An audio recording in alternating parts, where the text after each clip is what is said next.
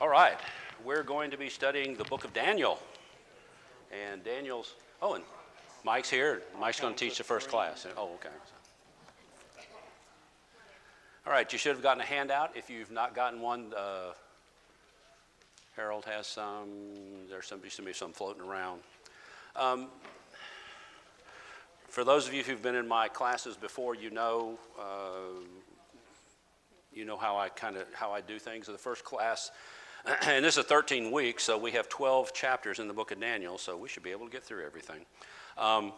First class is always an overview, and with it being Labor Day weekend, obviously there may be some people visiting with us this morning that are just passing through as they're heading back home or going on vacation. And so what I like to do with the first class is I like to do an overview of the book of Daniel, talk about the whole book in case you're not able to come back, if this is your only occasion to get, at least you get the whole book today. So that's kind of how I structure things, and then we'll begin next week with chapter 1. Daniel's probably one of the most familiar books in the Bible. We learn about Daniel when we're kids. Daniel and the lion's den. And there are other things as we get older we learn more about Daniel. But one thing, if you've never noticed, and you may have noticed or maybe never noticed, one thing about Daniel is he is one of the few people in the Bible that there's never anything negative written about. There's never anything negative written about Daniel. In fact, if you look at Ezekiel 14, when God pronounces judgment on the people of Israel, there are only 3 people that get a pass. The rest of them are going straight to hell for their foolishness, for their backsliding, for their sinfulness. 3 people. Who are the 3? You remember? Ezekiel 14, verse 14. Who are the 3? Need to be better Old Testament scholars. You need to be better Old Testament scholars. 3 people. Noah, Daniel, and Job. Now, if you go back to Jeremiah chapter 15, God pronounces judgment again on Israel, and he says there's only 2 that might get a pass. Samuel and one other, which I can't remember right now. But if you look at those 2, those are the only 5 that you read about in the Bible when God says, I've had it with the children of Israel. Those are the 3 that get a pass. Noah, Daniel, and Job. So Job, one of the few people in the Bible whom nothing is ever written negatively about. In Daniel 9:33, he's called greatly beloved by God. What was Moses called? What did Moses call God? God spoke to Moses as what? As a friend speaks to a friend. Wouldn't that be a lovely accolade for you and for me? That God spoke to us as a friend speaks to a friend. Daniel was greatly beloved. It's mentioned 3 times in the book of Daniel. The key verse or verses in this Bible, in this chapter, in this book, are those listed across the top. The theme of the book is really the driving force behind all this, and that's Daniel 4:25. And it is as true today as it was then. God rules in the kingdoms of men. He brings rulers up, he takes rulers down. God rules in the kingdoms of men. Daniel's name means God is my judge. And we're going to spend this morning talking about Daniel. We're going to talk about his personality, what kind of a person he was, and compare him to that person in the mirror that you look at every morning. We're going to look at Daniel from several aspects, but he wrote this book probably in about 533. He was one of the early captives that came in 606 BC when Nebuchadnezzar, and remember we're talking here about Nebuchadnezzar the second, not Nebuchadnezzar the first. So if you are a history geek like I am, remember it's Nebuchadnezzar the second. So he was brought from Jerusalem in the first group of captives that came in 606 BC, before Nebuchadnezzar leveled everything when he came back in 586. Now, there's a lot of history behind all of this, and you can find all that history in 2 Kings, which tells about all of the people. If you remember when we went through the book of Jeremiah, we talked about good King Josiah. He was the one who found the writings, and he made the people to stand while they read from the book of the law that they had lost so long ago. And he was killed in a battle against Pharaoh Necho, or he was fighting with Necho against Nebuchadnezzar and lost his life. Daniel was one of the early captives that was taken from Jerusalem to Babylon in about 606 BC. Daniel is quite remarkable. And he's quite remarkable from several standpoints. The first being, he was probably, when he was taken, he was probably no more than about 16, 17, 18 years old. Okay? Everything that we talk about this morning, every question that I ask you this morning about Daniel, I want you to frame it within the bounds of, how does a 16-year-old act? How does an 18-year-old act? How did you act when you were 16? How did you act when you were 18? And then juxtapose that against Daniel. Okay? He lived to about probably 90. He died under the reign of Cyrus, the Persian. And what do we know about Cyrus? What did Cyrus do that's so remarkable that he's mentioned in the Bible as one of God's instruments? What did he do? He released the Israelites from captivity after 70 years. It is amazing to me, and this is nowhere in Holy Writ, but Daniel was still alive when Cyrus gave that edict to release the children. I wonder what Daniel had to do with that. I wonder what he had to do with that, because he still, after all of the years that he spent in the court of the Babylonians, in the court of the Medes, in the court of the Persians, how much influence did this godly man wield on a king? We know he wielded a lot of power and a lot of influence on Nebuchadnezzar, on Belteshazzar, on Darius the Mede, and certainly on Cyrus.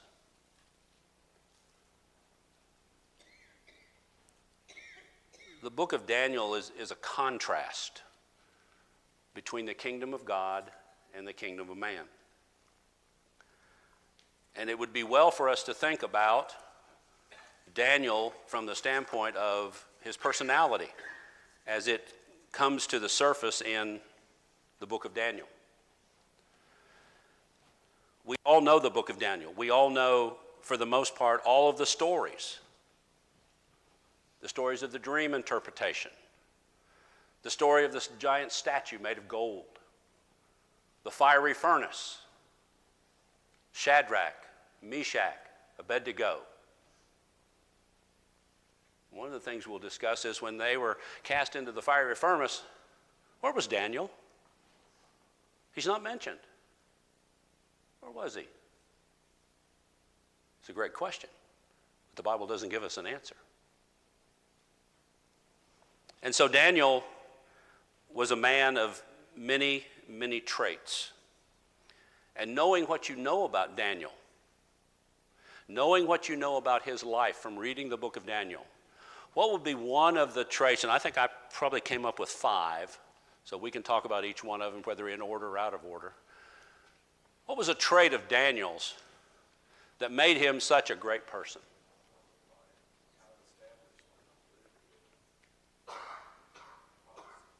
what? Prophecy. Okay. He was a man of prophecy, and he did. And the thing that goes along with the prophecy, though, that's really interesting about his gift of prophecy is, what did he do before every interpretation that he made before the kings? What did he do every time before he made an interpretation? And she just said it. She just mouthed the word. So you can say it. You're exactly right. He prayed. Daniel was a man of prayer. Were you a person of prayer when you were 16? That's not a rhetorical question. You can answer yes. I wasn't. I wasn't a man of prayer when I was 16. I wasn't a man of prayer when I was 18. Oh, I prayed because I was in church and I bowed my head like everybody else. But I wasn't a man of prayer. Prayer did not drive my life like it drove Daniel's. The effectual, fervent prayer of a righteous man availeth nothing, right? Oh, availeth much. A 16-year-old boy, an 18-year-old boy, I don't care which bound you put him within. He was a man of prayer. And so should we. We should be a people of prayer. What else about Daniel? He was brave. He was brave. Okay? Knowing to say some of the things he had to say to Nebuchadnezzar and Belshazzar, they could kill him. Mm-hmm. He was brave. At 16, would you stand before the leader of the world? This is a man who has the capability to take your life. Look what he did to those that didn't do the prophecy. Look at those who tried to get Daniel after he was out of the lions, and look what he did to those people. Life was not a precious thing to Nebuchadnezzar. He would take your life. He threw Shadrach, Meshach, and Abednego into a furnace of fire. A furnace so hot it burned up the people who were trying to get them into the furnace. He was a brave man. How brave were you at 16? How brave were you at 18? Now, maybe some of you at 18, maybe you joined the military. But were you as brave as Daniel? Would you stand before a king and interpret his dreams and not give the credit to yourself, but to Almighty God?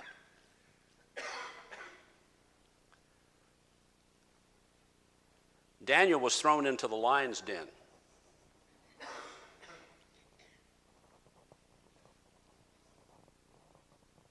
What would have happened if the lions had killed him?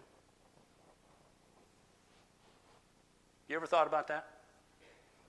All we read is the end part of the story where God kept the lions from eating him. What would have happened if Daniel had been eaten by those lions? He would have died just as brave. He would have died just as prayerful. He would die just as he had lived. But that wasn't God's will. God had a purpose for him. God had a mission for him. Prayer was the habit of Daniel's life. Is it the habit of your life? Because I dare say, let me look real quick. I dare say there are a few in here that are 16. A few in here that are 18. Is prayer the habit of your life? Is prayer the habit of your life? It was the habit of Daniel's life. It was everything he did. He believed in prayer so much that effectual, fervent prayer of a righteous man, just take out righteous man, put in Daniel. The effectual, fervent prayer of Daniel availed much.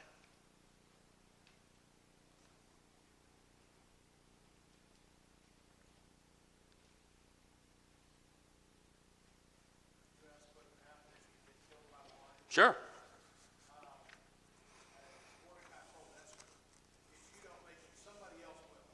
Yep.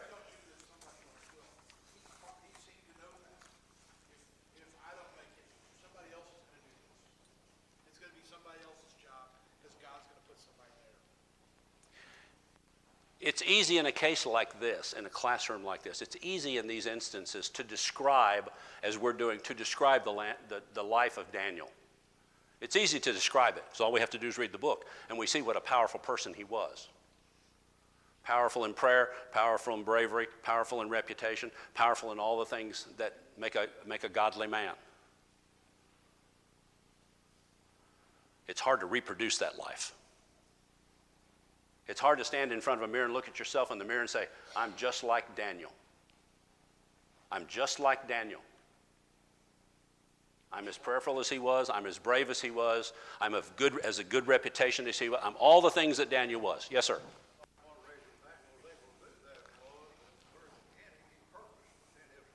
Exactly. Now, what does that mean to us today? When you say you purpose in your heart to do something, what does that mean? That we don't use that word. I purpose to do this. What do you mean? There's intentionality.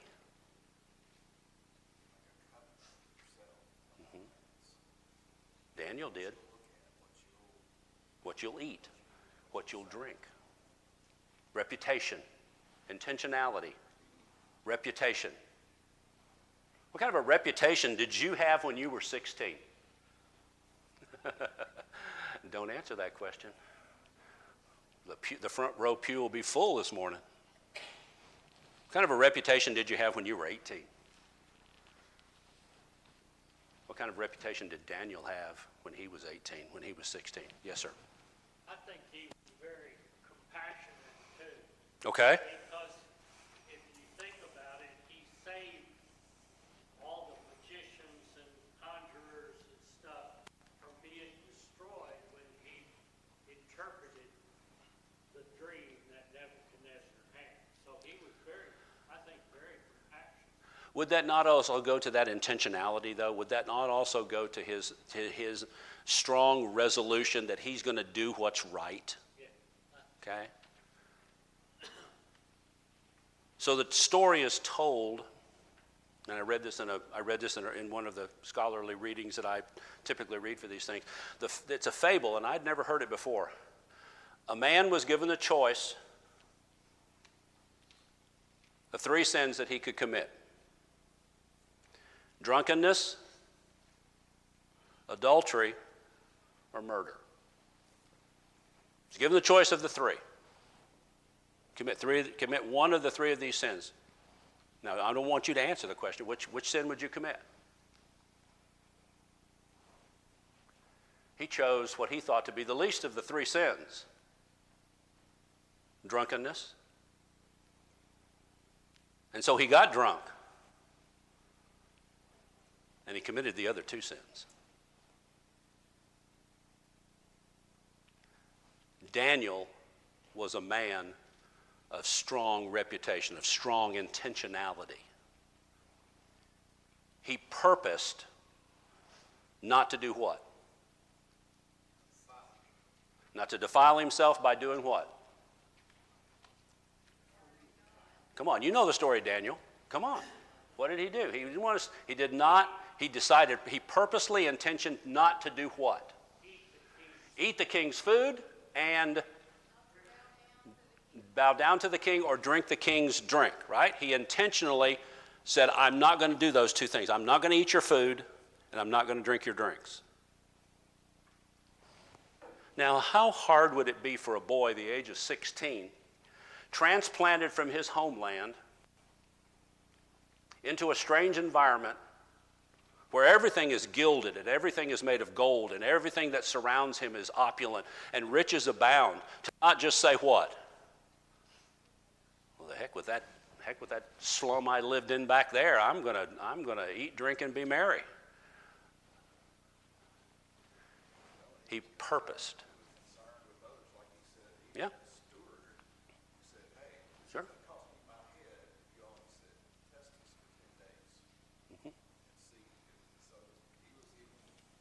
So his purposefulness and his intentionality leads to all these other things. It leads to his compassion. It leads to his ability to say, just give me a chance on this. I would rather not defile myself with this.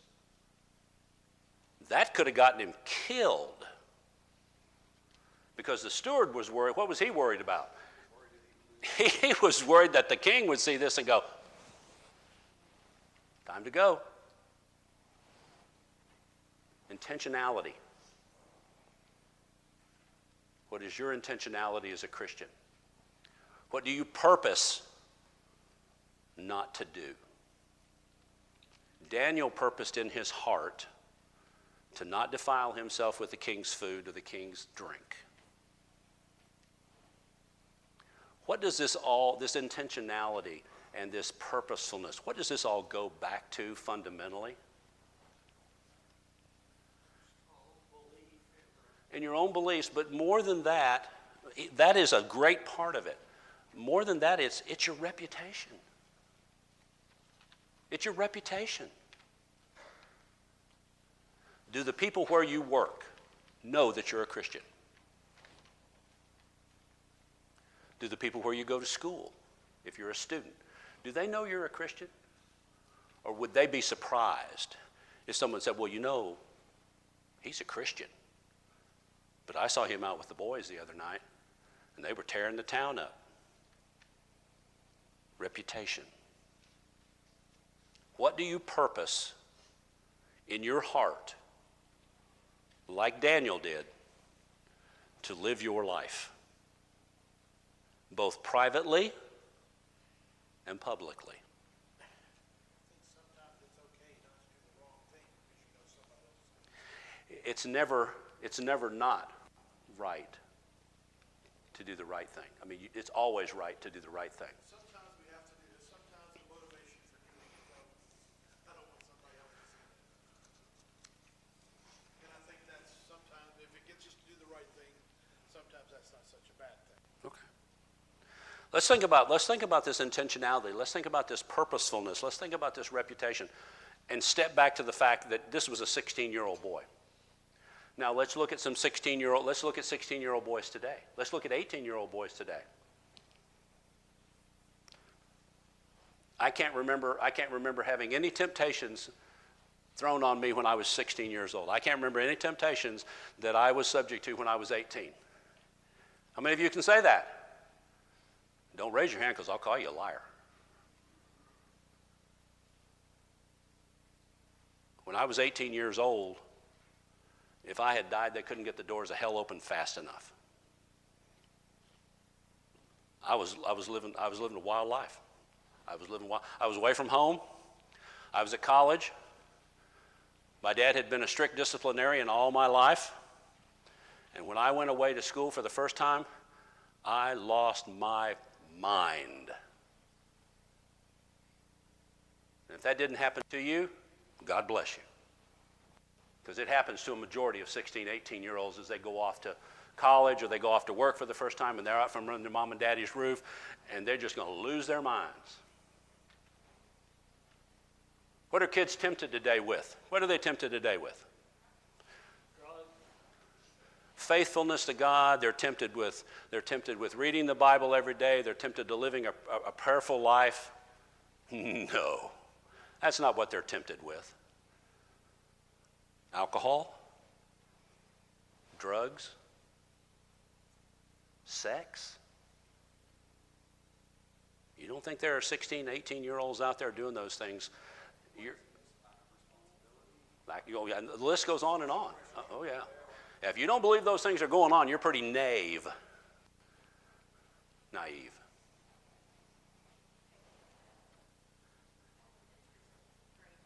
Yeah, earlier and earlier.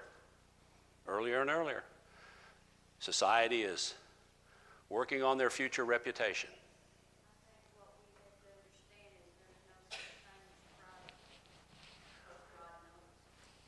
What does Daniel's life at 16, what does his life at 16 to 18 speak to more loudly than anything else?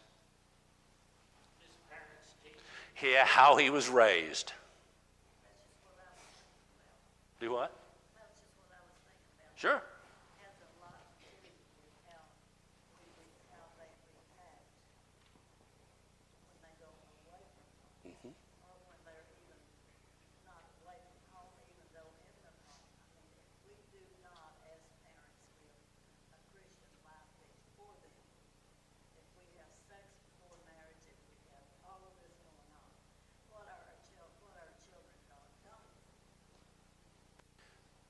16 to 18-year-old kids that still live at home for a short period of time before they leave the home, what are they subjected to in the home? Parents that smoke, maybe that kid will smoke.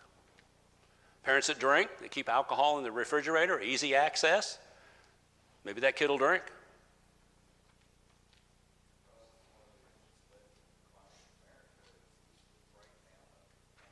Yeah.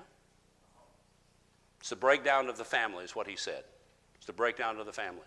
Single parent families, my guess is Daniel did not come from a single parent family. We know nothing about his family. The only thing we know about Daniel from his family is how he acted, how he comported himself in public, how he treated others. That's what we know about how Daniel's parents raised him. This wasn't a fluke. He didn't come from Jerusalem to Babylon and say, well, this is a new place and I've got such a bad reputation in Jerusalem, I'm going to strive to be better over here. He came with that baggage. He came with that baggage that his parents gave him that he was raised with. We know he chose pretty good friends, too. We do. Shadrach, Meshach, and Abednego, too. We're also, yeah. And these were not, these people were fairly, and it has to be mentioned, these people were probably upper middle class.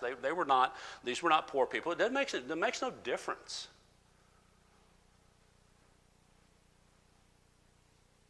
How are you raised? How were you raised? How will you raise your children if you have kids at home now?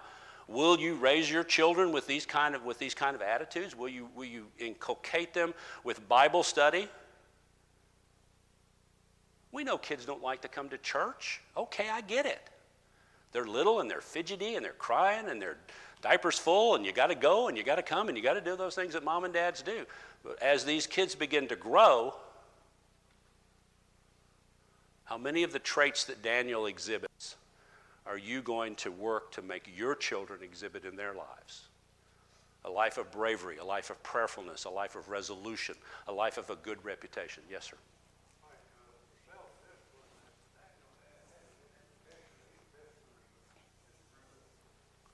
That is a trait that is sorely lacking in today's population. And I don't care if you're a man, a woman, a child, a boy, a girl. I don't care. Self-discipline. Something is put in front of you and you say, I purpose in my heart not to do that because I know God doesn't want me to do that. That's self-discipline. In every aspect of everything that you do in your life, if you have no self-discipline, you'll never be a Daniel. He was self-disciplined. Yes, sir. First of all, you have respect for yourself and Right. respect for others. Others. Do we have that in our society today? No. I'm firmly convinced that respect for others in our society today is, if it's not lacking, it's gone. When someone can walk by you on the street and turn around and hit you with something and just knock you down or kill you, there's no respect for respect for other people. There's no respect for human life. What about reputation? We keep dancing around reputation. What does your reputation mean to you? What does your reputation mean to you? Peggy, real estate. If the word on the street is, you won't buy a house from her. What does her reputation mean to her? Accountants, business people. What does your reputation mean to you? Or not. And we always take the positive. We say, okay, people can depend on me. People can do these various things for me because my reputation. What if your reputation is not so hot? Bad news travels faster than good news. Mike? I think an important question to ask about reputation is what kind of reputation you want. Answer that question then. You've asked the question. Let's go ahead and answer it. What kind of a reputation do you want, Mike?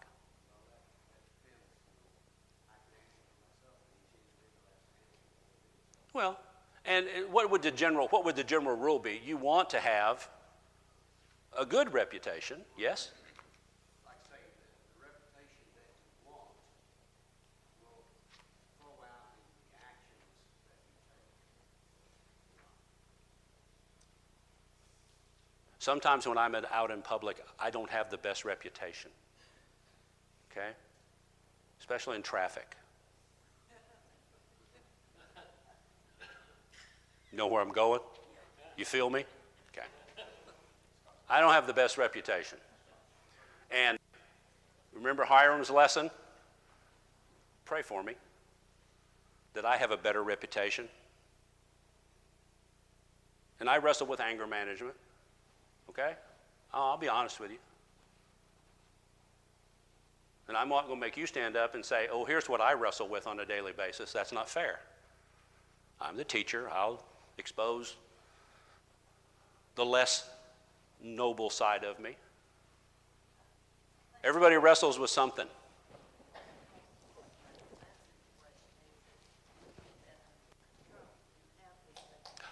What was that term that we just used a few minutes ago? Self-discipline, self-control.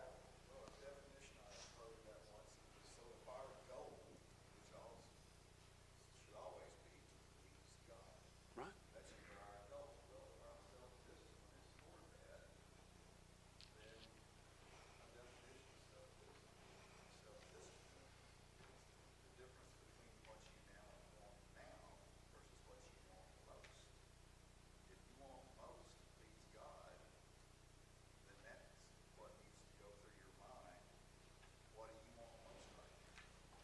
And where does that start?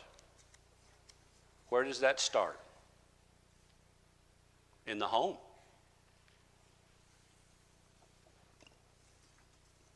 You don't learn to be self-disciplined. You don't learn self-discipline. You're disciplined.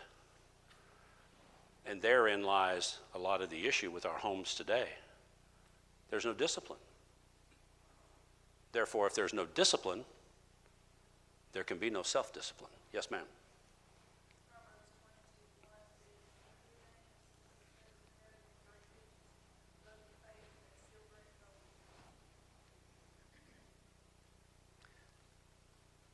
One of the worst things that could happen is for your reputation to sully the name of this congregation. It's one of the worst things that can happen. Because if you're the best bad example of Lehman Avenue, what does that mean the rest of us are? We're the same as that bad person. One bad apple spoils the whole bunch. Bad news travels faster than good news. Not only that, but Christ also, you're making his reputation as bad too, I think. Look at Daniel and all the things that we've said that are positives about Daniel. Look at Christ. Is it any wonder that nothing negative is said about Daniel in the Bible? Nothing negative is said about him. When we talk about self-discipline, and it talks with, you said discipline, what starts it? I think one of the downfalls of modern society is parents, teachers, insert adult years. Mm-hmm. Have ceased to be adults and attracting friends. Adults can't be children's friends. No. They can be friends, but they can't be friends. Living a life of purpose, living a life of dedication to God, and that's really kind of what we need to get back to, because all of this flows back into how God wants us to act. He wants us to act with bravery. He wants us to act with courage. He wants us to act prayerfully. He wants us to act in in all of the ways that Daniel acted.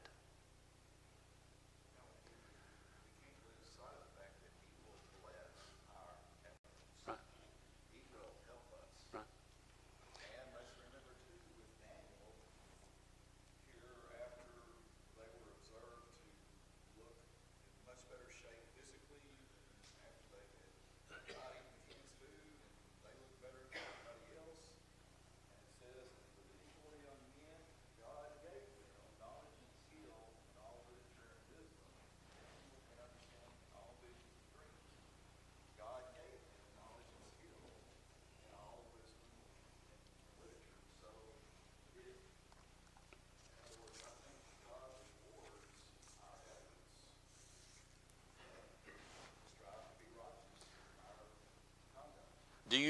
anything?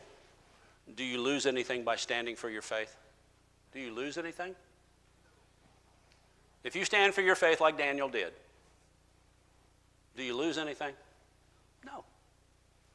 No. 16-year-old, 17-year-old, 18-year-old boys, 16-year-old, 17, 18-year-old kids, but with Daniel in this instance,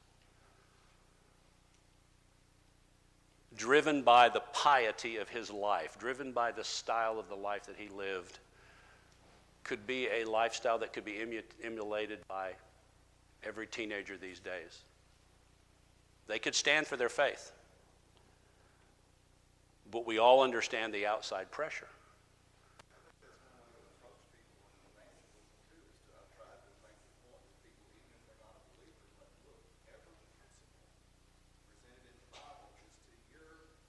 Your benefit. That's right. Right.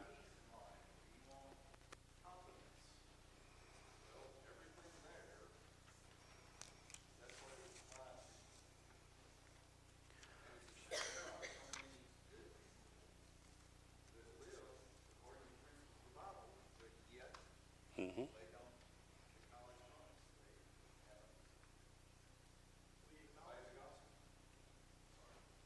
Good.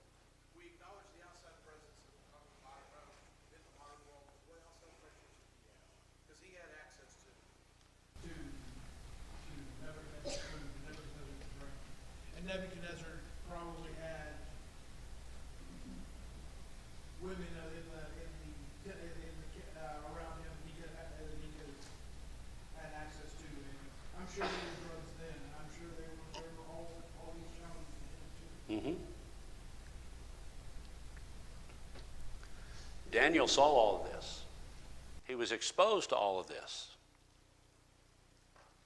Yet the Bible says he purposed.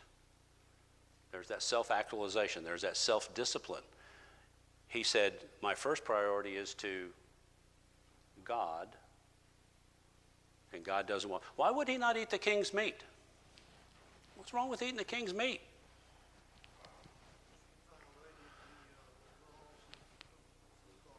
Food laws, and this was probably meat that had been sacrificed to an idol of some kind, knowing Nebuchadnezzar. And Nebuchadnezzar comes to his senses later on, down the road in Daniel. If the king's meat would probably have been sacrificed, something that was sacrificed to idols. The king's drink would not have been the kind of drink that he was used to drinking, because that was not an alcoholic type beverage. This was probably fermented wine, something that he knew was not what God wanted him to do. Yes, ma'am.